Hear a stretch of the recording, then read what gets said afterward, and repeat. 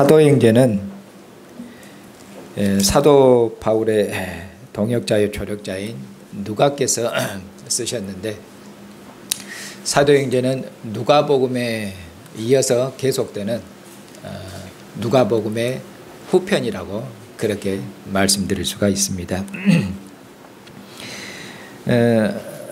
누가께서 이 편지를 누구에게 쓰셨냐면은, 오늘 1절에서도 보시면은 데오빌로여 이렇게 말씀하고 있고, 또 누가복음 시작하는 서문에도 보면은 데오빌로 각하에게 이 글을 써서 보내는데 이렇게 말씀하고 있습니다.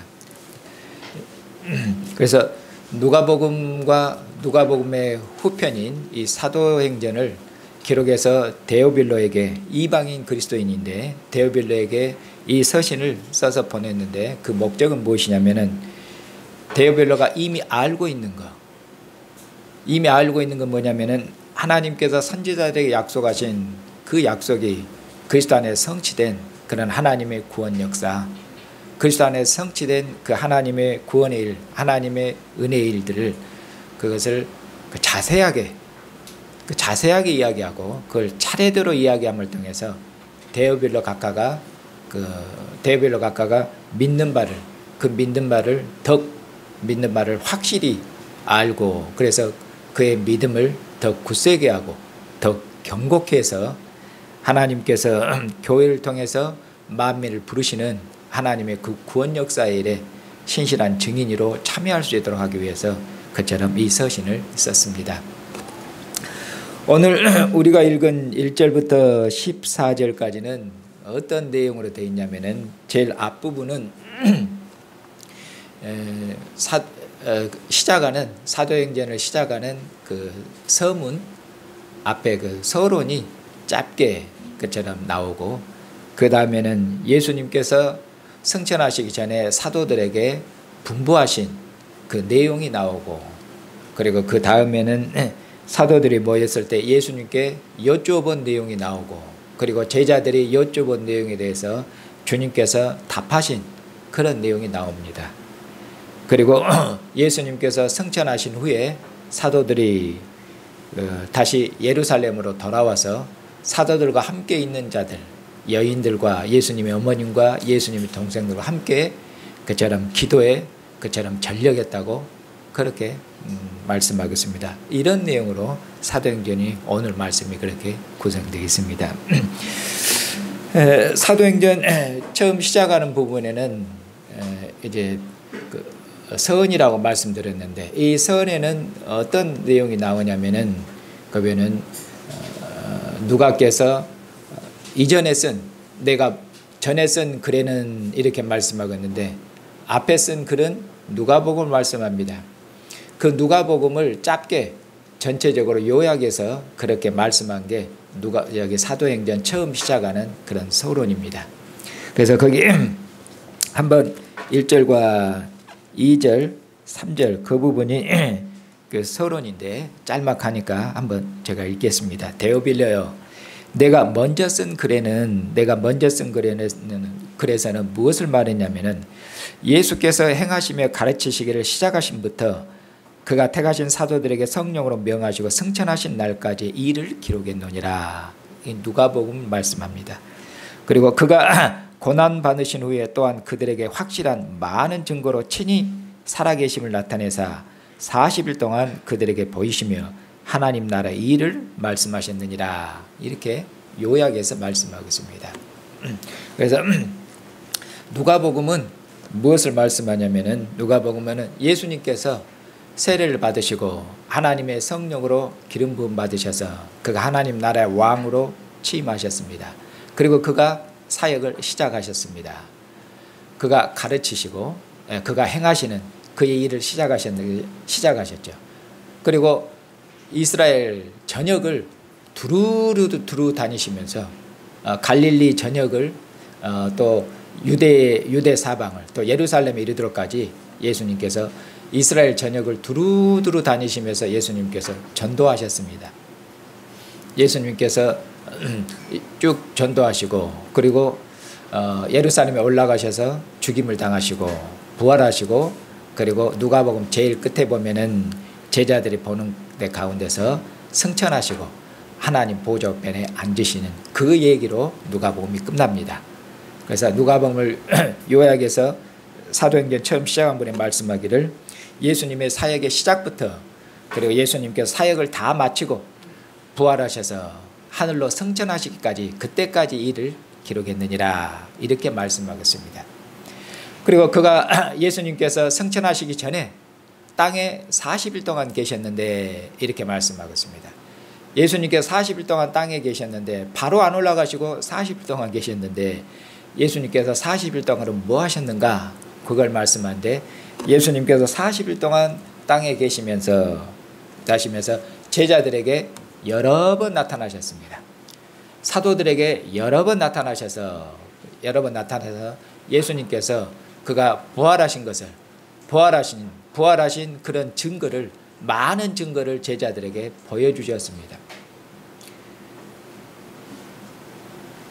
그렇게 해서 사도들로 하여금 예수님께서 여러 번 친히 나타나시고 그리고 예수님께서 부활하신 증거 그것을 한두 개가 아니라 수많은 증거들을 그 사도들에게 그처럼 보여주심을 통해서 사도들이 예수님의 부활을 확실히 믿을 수 있도록 사도들이 예수님의 부활을 확실히 믿고 그들이 예수님의 부활을 그처럼 증거해야 되기 때문에 증언해야 되기 때문에 그렇습니다. 그렇게 해서 사도들이 예수님의 부활을 확실히 믿을 수 있도록 그렇게 하셨다고 그렇게 말씀하고 있습니다. 그리고 40일 동안 또 사도들에게 하나님 나라에 대해서 말씀했다고 하나님 나라에 대해서 말씀하시고 하나님 나라에 대해서 가르치셨겠죠. 그렇게 말씀합니다. 예수님께서 부활하신 예수님께서 사도들에게 하나님 나라에 대해서 말씀하셨는데 하나님 나라에 대해서 말씀하신 것은 어떤 의미로 갑자기 하나님 나라에 대해서 새롭게 처음으로 가르친 것이 아니라 예수님께서는 그의 사역을 시작하실 때부터 하나님 나라에 대해서 말씀하시고 하나님 나라에 대해서 그처럼 가르치시고 하나님 나라에 대해서 증언하시고 그러셨습니다. 예수님께서 왕으로 취임하신 후에 이스라엘 전역을 다니면서 복음을 그처럼 전도하셨다고 말씀했죠. 복음을 전파하셨는데 그 복음이 어떤 복음인가 말씀하기를 하나님 나라의 복음을 전파하시니라. 하나님 나라의 복음, 하나님 나라에 대해서 가르치시니라 이렇게 말씀하겠습니다. 그러니까 예수님의 사역의 처음부터 예수님은 하나님 나라가 임했다. 하나님 나라가 가까이 왔다. 때가 찼고 하나님 나라가 가까이 왔다.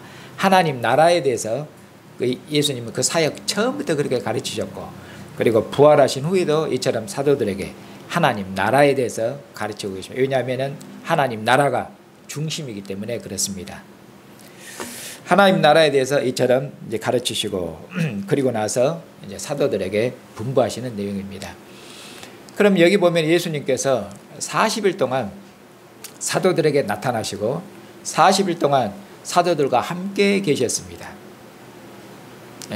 이게 왜 그러면 40일 동안 예수님께서 사도들과 함께 계셨는가? 왜냐하면 성경에서 40일은 하나님의 구원 역사에 있어서 큰 그처럼 전환기입니다.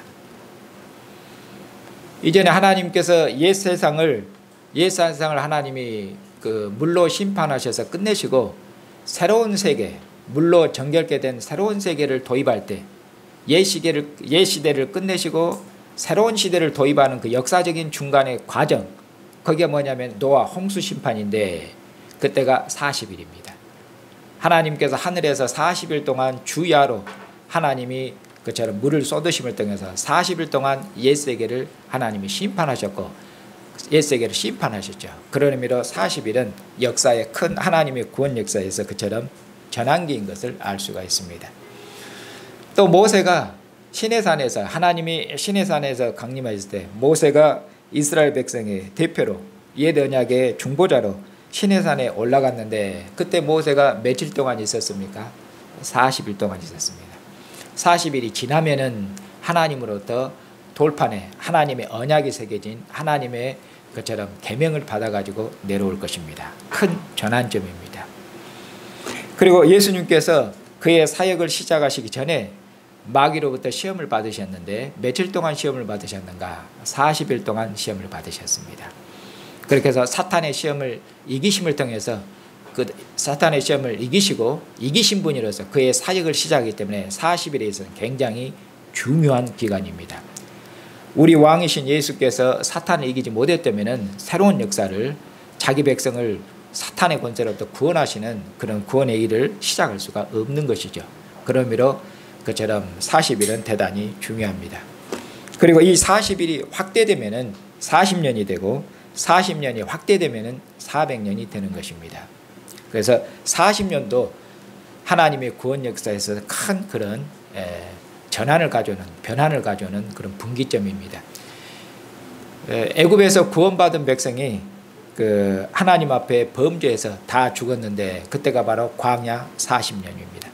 하나님 앞에 범죄한 백성들이 하나님 앞에 하나님께서 징계하셔서 하나님이 옛 이스라엘, 애굽에서 나온 옛 이스라엘을 하나님이 다 심판하셔서 하나님이 죽이시고 그리고 새로운 이스라엘을 하나님이 일으키셔서 그 새로운 이스라엘과 함께 하나님의 구원 역사를 펼쳐가시는데 바로 40년입니다. 옛 시대 광야에 죽은 이스라엘이 40년 동안 거기서 광야에서 다 죽임을 당했습니다. 그러므로 40년, 400년 이것은 하나님의 구원 역사에서 중요한 숫자이기 때문에 여러분들이 잘 기억하셔야 될 것입니다. 이처럼 예수님께서 이제 부활하시고 지상에 40일 동안 계셨죠. 그리고 이제 40일이 지나면은 어쩝니까? 예수님께서 역사에 큰 전환점을 가져옵니다. 40일이 지나면은 여기 보면 예수님께서 구름 가운데서 하늘로 승천하십니다. 예수님께서 40일 동안 땅에 계신 것과 하늘로 승천한 것은 하나님의 구원 역사에서 큰 차이가 있습니다.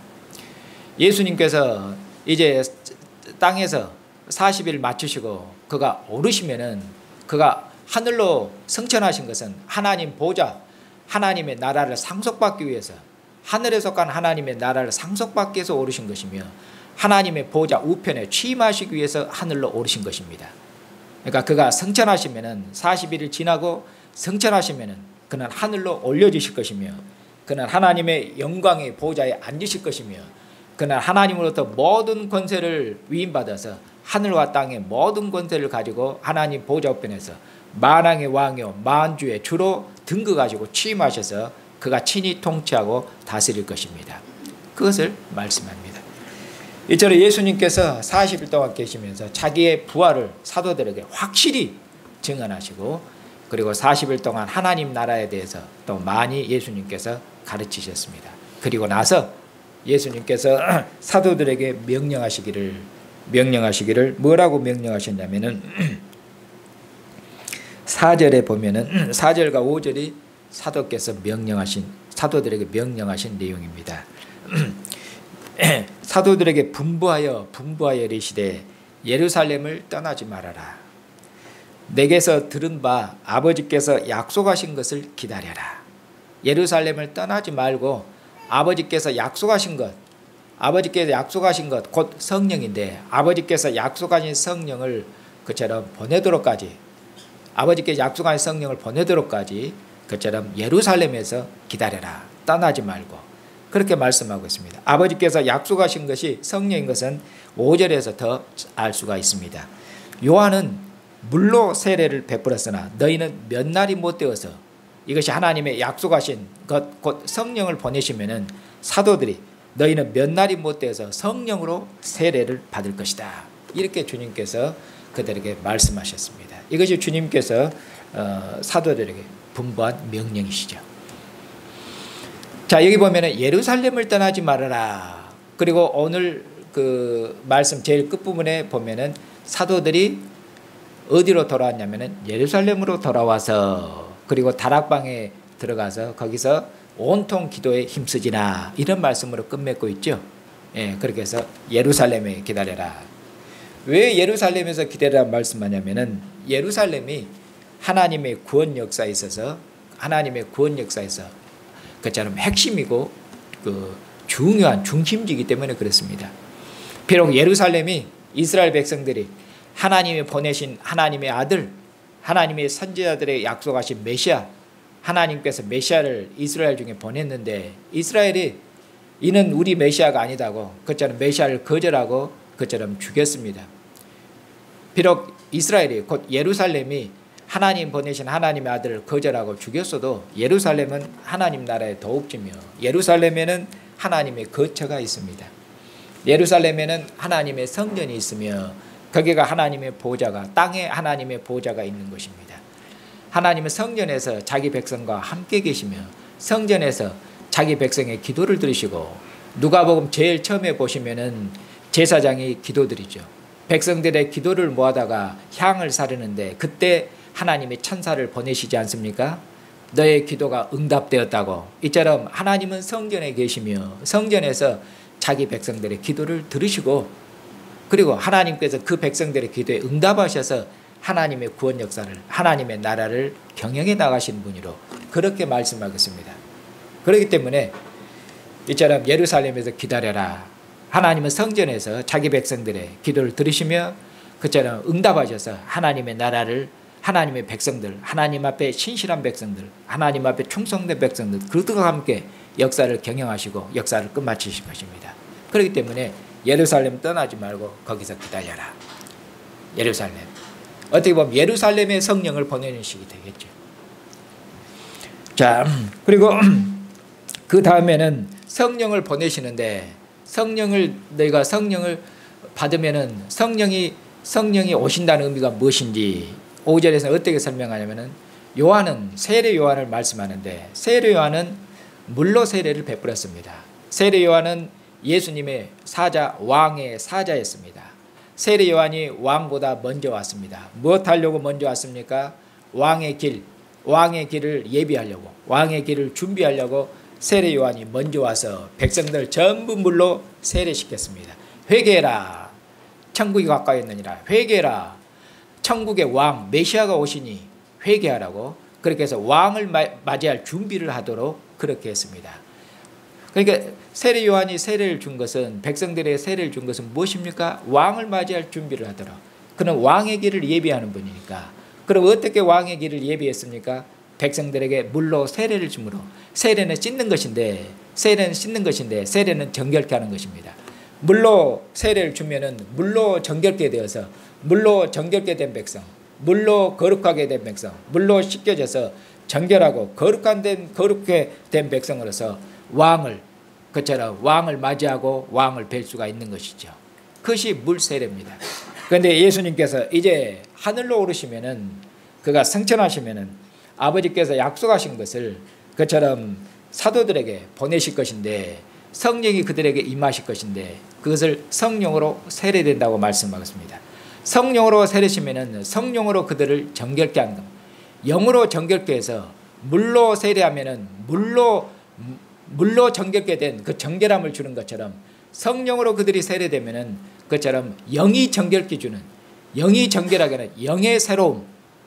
그들은 성령으로 세례되면은 그처럼 하늘에 속한 백성으로 메시아에 속한 백성으로 이제는 메시아께서 우리 주님께서 하늘 보좌 우편에 오르실 것이고 하늘에 오르시고 하늘 보좌 우편에 앉으심을 통해서 하늘에 속한 나라를 상속받는데 그분이 성령을 아버지로부터 성령을 받아서 사도들에게 보내면은 그들은 영에 속한 백성으로 영으로 정결케 되며 영에 속한 백성 곧 하늘 보좌 우편에 취임하신 그처럼 하늘에 속한 백성으로 신령한 영의 백성으로 그들은 새롭게 지어질 것입니다.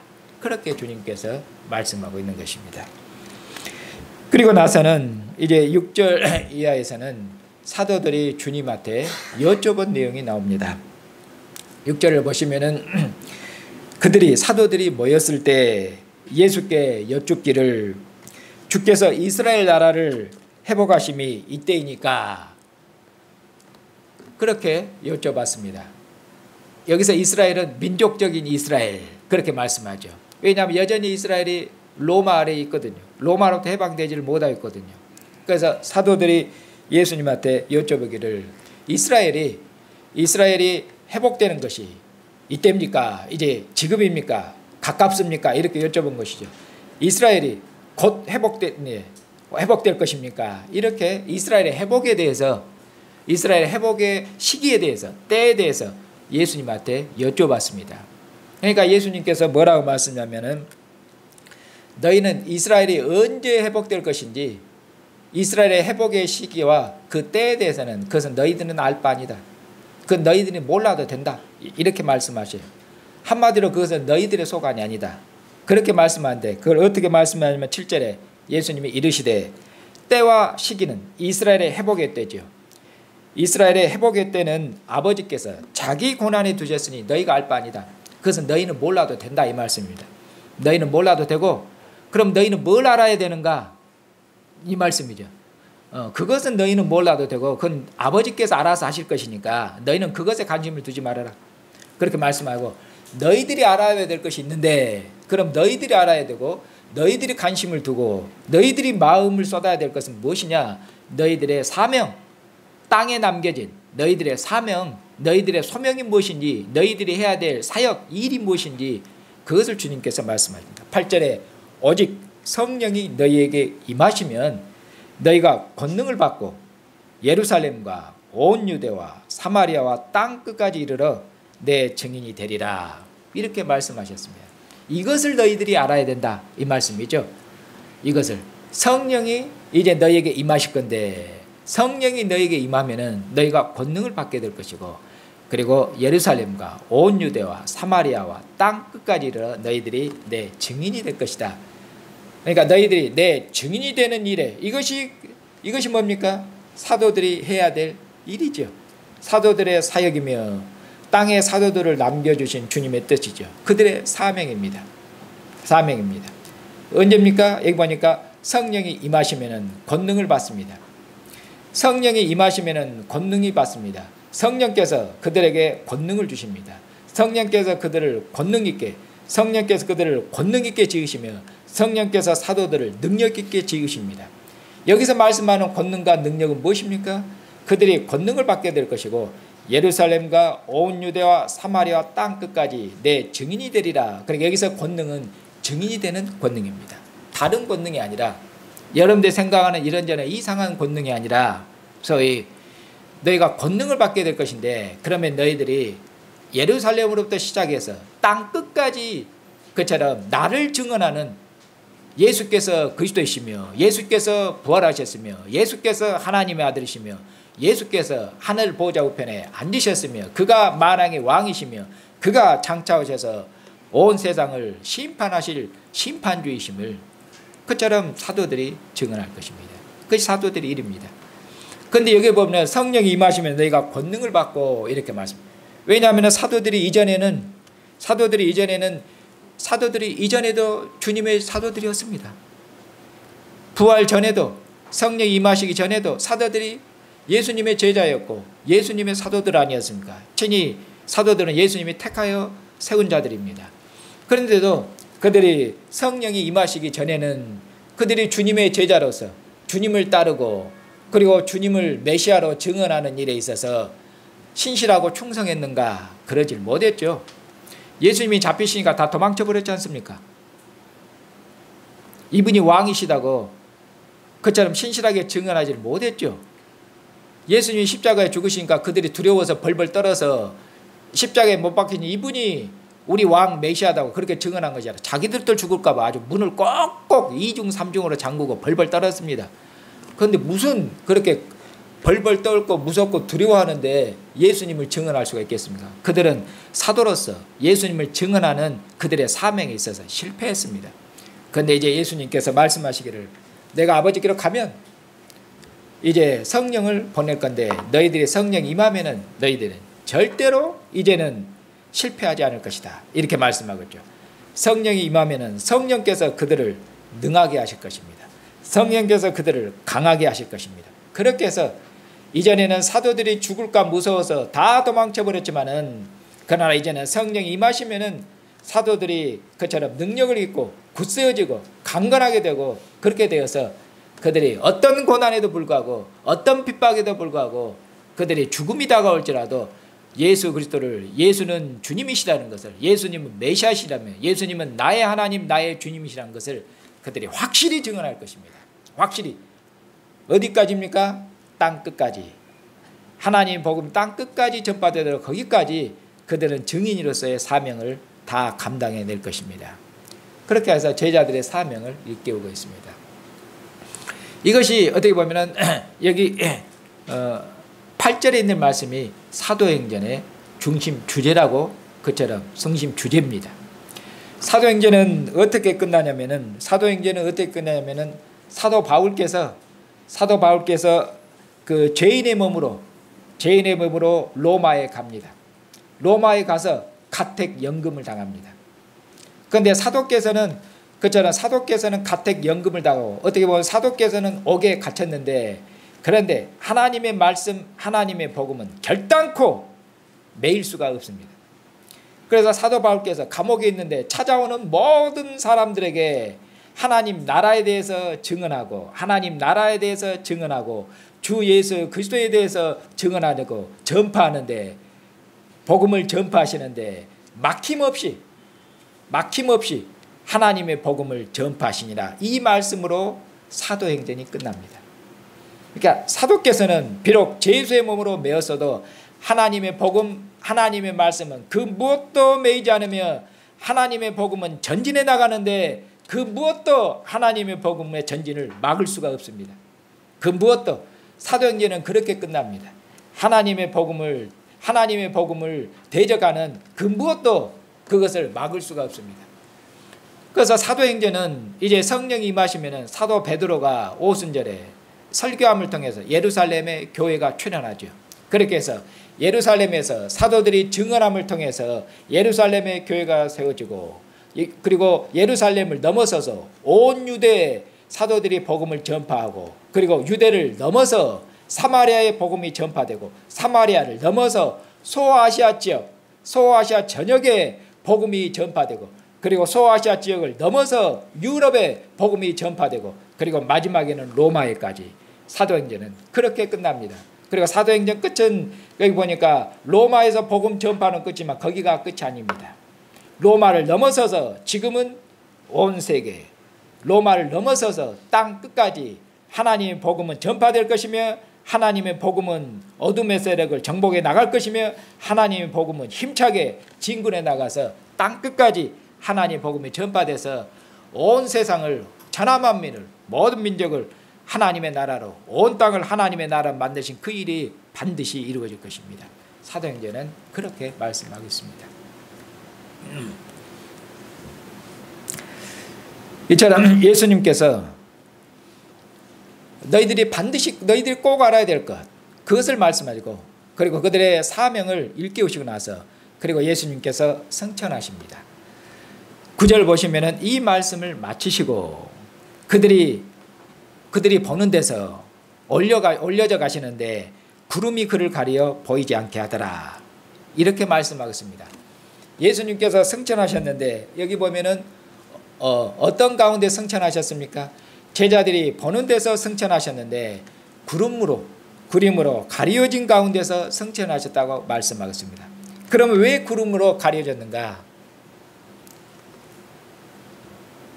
여기서 구름이 뜻하는 것은 하나님의 영광을 뜻합니다. 하나님께서 시내산에 강림하셨을 때 하나님께서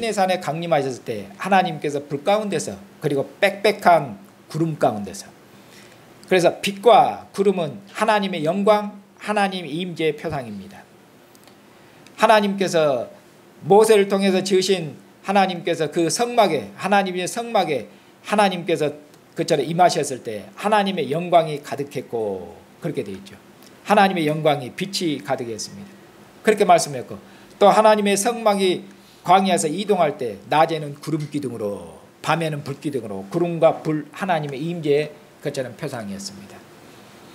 그리고 예수님께서 그 변화산에서 예수님의 모습이 아주 해처럼 얼굴이 빛나고 그의 옷이 아주 더 힐 수가 없을 만큼 그렇게 예수님의 모습이 아주 빛날 때 제자들이 보고 예수님의 변화된 모습을 다 놀랄 때 그때 구름이 그들을 덮으며 하나님께서 그들에게 나타나셔서 하나님께 사도들에게 말씀하시죠. 이는 내 사랑하는 아들이니 너희들은 저의 말을 들어라. 이렇게 하나님 말씀하셨는데 그것도 구름 가운데서 이렇게 말씀하고 있습니다. 그리고 오늘 제가 예배를 기원할 때 계시록을 읽었는데 거기 보면 제일 끝에 보면 예수님께서 재림하시죠. 그런데 예수님께 재림하실 때 무엇을 타고 오신다고 말씀하고 있습니까? 구름을 타고 오시리라. 예수님께서 손오공이셔서 구름을 타고 오시는 것이 아니라 구름이 하나님의 영광으로 오신다 그 말씀이에요. 구름이 오신다는 거예요. 하나님이 오신다는 말씀이에요. 구름과 빛은 하나님이 임하시는 것이거든요. 그가 하나님의 영광으로 하나님의 권능으로 천사들과 함께 구름을 타고 능력 가운데서 영광 가운데서 그가 오실 것을 말씀합니다. 그러니까 예수님께서 구름 가운데 승천한 것은 하나님의 영광 가운데서 하나님의 영광 가운데서 하나님의 영광으로 덧입힌 가운데서 그가 올라가시는 것입니다. 그러니까 영광 가운데 올라가시고 그는 영광 가운데서 하나님 무저편에 취임하실 것입니다. 그렇게 말씀하고 계시는 것이죠. 그리고 이때 갑자기 이제 제자들이 예수님이 하늘로 올라가시는데 사도들이 예수님이 올라가신 모습을 계속 쳐다보고 있었는가 봅니다. 그러니까 두 천사들이 갑자기 나타나셔서 사도들을 책망하십니다. 사도들에게 야 너희들 어느 때까지 하늘만 쳐다보고 있을 것이냐. 야 갈릴리 사람들아. 사도들로도 많죠. 갈릴리 사람들아니까 조금 이 촌 사람들아 갈릴리 사람들은 좀 책망하는 어떻습니다. 야 갈릴리 사람들아 너희가 언제까지 하늘만 쳐다보고 있을 거냐. 하늘만 쳐다보고 있을 거 아니라 자기들 할 일을 기억이 주님이 분부하시고 명령한 거 있지 않습니까? 언제까지 하늘만 쳐다보고 있을 것이냐. 너희들이 본 그대로 예수님은 다시 돌아올 것이며 다시 재림할 것이다. 그 말씀으로 사도들을 일깨워주니까 사도들 그때 이제 정신이 났겠죠. 예수님이 올라가신 모습에 넋이 빠졌다가 그 다음에 정신 번쩍 차리고는 그렇지 주님의 분부를 기억해야 되겠죠. 여기는 그런 게 없는데 상황이 그렇습니다. 분위기가. 그래서 사도들이 정신을 차리고 어디로 돌아갔겠습니까? 예루살렘 돌아가야죠. 주님이 예루살렘을 떠나지 말고 성령을 기다려라. 이렇게 말씀했지 않습니까? 성령을. 그래서 사도들이 예루살렘으로 돌아왔다. 이렇게 말씀하고 있습니다. 그리고 돌아와서 뭐 했습니까? 돌아와서 기도에 전력을 기울였다. 누구와 함께? 사도들과 함께 있는 여인들, 예수님의 어머니, 예수님의 동생들. 이것을 이제 그 뒤에 보면은 사도들과 함께한 자들이 약 120명 가량이 됩니다. 그렇게 기도에 진력했습니다. 그러면 여기서 보니까 사도께서 기도에 진력했는데 왜 사도께서 기도에 힘쓰고 그리고 무엇을 기도했겠습니까? 당연히 기도한 내용은 안 나와도 그냥 알 수 있겠죠. 사도들이 무엇을 기도했겠습니까? 예수님이 아버지께서 약속한 것을 보내리라 약속했으니까 사도들이 예수님의 말씀을 믿고 하나님 아버지께서 보내실 것 성령을 기다렸겠죠. 하나님의 약속이 이루어질 것을 하나님의 성령이 임하시면 하나님의 구원 역사가 다시 새롭게 발전하고 진행될 것인데 하나님의 그 약속을 믿고 하나님의 구원 역사가 이루어질 것을 성령을 보내심을 통해서 하나님의 구원 역사가 더 이루어지고 진행되고 발전될 것을 그것을 믿고 그렇게 간구했죠. 우리가 기도 안 해도 하나님이 알아서 성령을 보내시겠지. 그것은 하나님의 동역자가 아니에요. 물론 그들이 기도 안 해도 하나님은 보내시고 일하셔요. 근데 그러면 그것이 무슨 하나님과 함께하는 파트너입니까? 언약의 파트너면 하나님의 동반자입니까?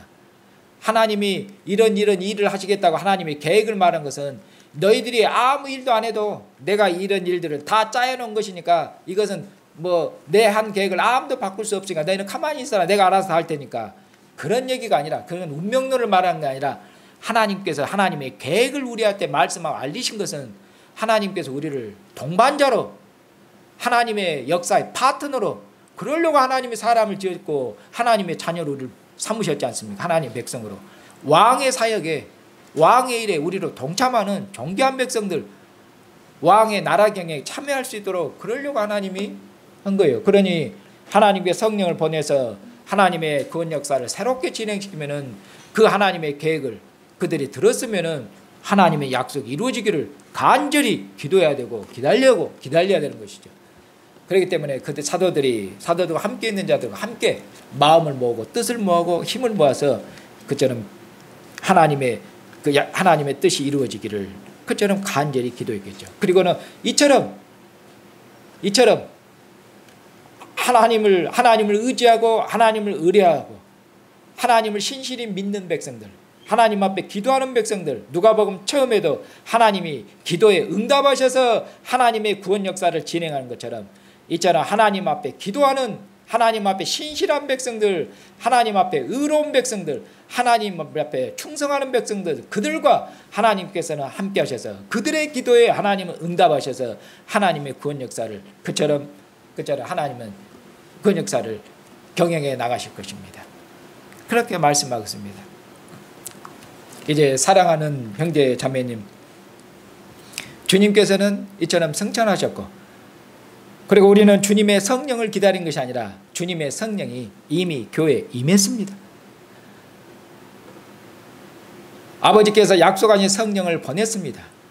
사도들만 성령으로 세례된 것이 아니라 우리들도 성령으로 세례돼서 우리는 영에 속한 백성으로, 메시아의 백성으로, 하늘과 땅의 모든 권세를 가지신 그 권세 있는 왕의 백성으로, 음부와 사망의 열쇠를 진 그 권세 있는 백성으로, 죽음을 이기신 사탄의 권세를 이기신 그처럼 승리하신 주님의 그 권세 있는 백성으로, 곧 하늘에 속한 백성으로, 하늘에 속한 백성, 신령한 백성, 영의 백성, 그리스도 예수 안에서 하나님의 지성소에 나가며 그리스도 예수 안에서 하나님의 얼굴을 뵙고 그리스도 예수 안에서 하나님을 아빠 아버지로 부르는 이처럼 권세 있고 영광스러운 백성으로 하나님의 영으로 세례됐고 새롭게 지어졌습니다.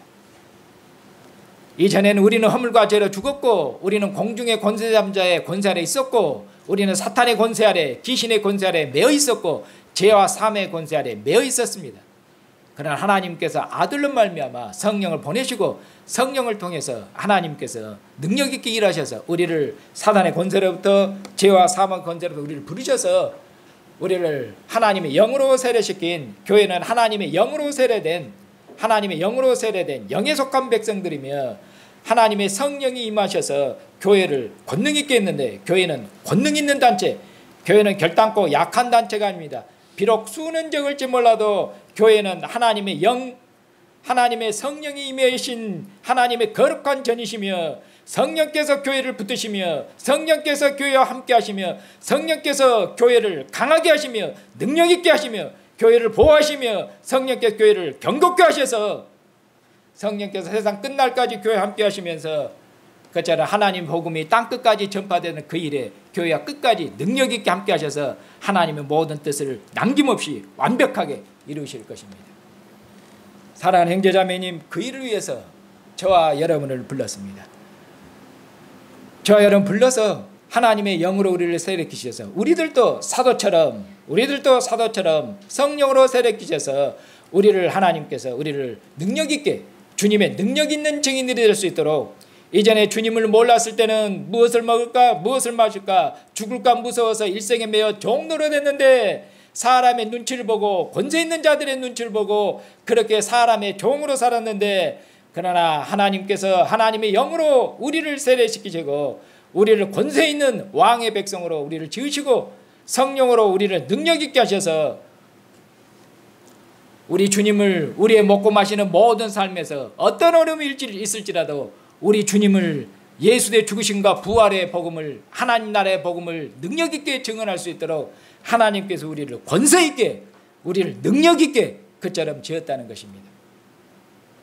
여러분들이 믿음으로 응답하셔서 하나님의 복음을 그처럼 증언하면은 비록 우리들이 사도처럼, 비록 우리들이 바울처럼 고생을 하고 비록 사도들처럼 옥에 갇히고 감옥에 갇히고 많은 어려움, 많은 핍박, 많은 고난을 받겠지만 우리가 믿음으로 응답하면은 우리 입에서 증거하는 복음, 우리 입에서 증거되는 하나님의 말씀, 그것은 그 무엇도 막을 수가 없어서 어떻게 우리의 약함에도 불구하고 우리의 고난과 많은 어려움에도 불구하고 어떻게 하나님의 복음이 세상을 정복해 나가는지 그것을 확실히 여러분들이 보게 될 것입니다.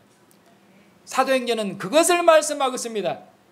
사도행전은 사도들 보면은 얼마큼 많은 핍박을 받았습니까? 사도들이 매를 맞았습니다. 사도들이 감옥에 갇혔습니다. 사도 바울이 얼마큼 많이 굶주렸습니까? 사도들이 가는 곳마다 욕을 얻어먹었습니다. 사도들께서 얼마큼 배가 로마로 가는 길에 배가 난파됐습니다. 독사에게도 물렸습니다. 얼마나 많은 죽음의 위기를 겪었습니까? 그러나 결단코 이런 많은 어려움, 많은 핍박, 많은 고난들이 많이 있었고, 심지어는 사도들 중에 먼저 부름을 받은 죽임을 당한 자들도 있었습니다.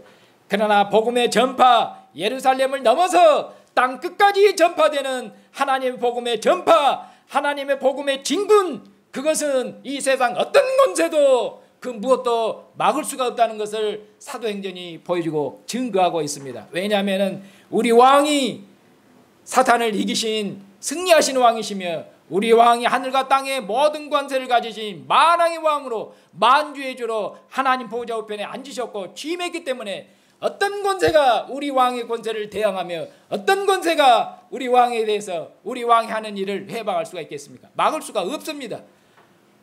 우리 왕 되신 분, 우리의 주님 되신 분 확실히 믿으시고, 그분께서 땅에서 더 사역은 안 하시지만은 그가 더 이상 일하실 게 아니라 하나님의 보좌 우편에 앉아 계신, 하늘 보좌 우편에 앉아 계신 그분께서 친히 성령을 보내셔서 성령을 통해서 주님께서 교회와 함께 계십니다. 성령은 그리스도의 영이어서 그리스도께서 교회와 함께 계십니다. 계시록에서는 그리스도께서 그의 강한 손 오른팔로 교회를 붙들고 계십니다. 그 무엇도 교회를 무너뜨릴 수가 없습니다. 교회 안에 함께 계신 부활한 주님, 권능의 주님께서 교회에 함께 계심을 확실히 믿고 그 무엇도 교회를 대항할 수 없는 걸 믿고, 여러분들이 세상에서 이런저런 많은 어려움 겪고 많은 고난을 당할지라도 우리 왕 예수 그리스도를 신실하게 증언해서 교회의 증언을 통해서 천하 만민을 모든 적극을 하나님의 상합으로 부르시는 하나님의 구원 역사에 대해 신실히 참여하고 신실히 봉사하는 신실한 증인들로 사시는 여러분들이 되시기를 바랍니다.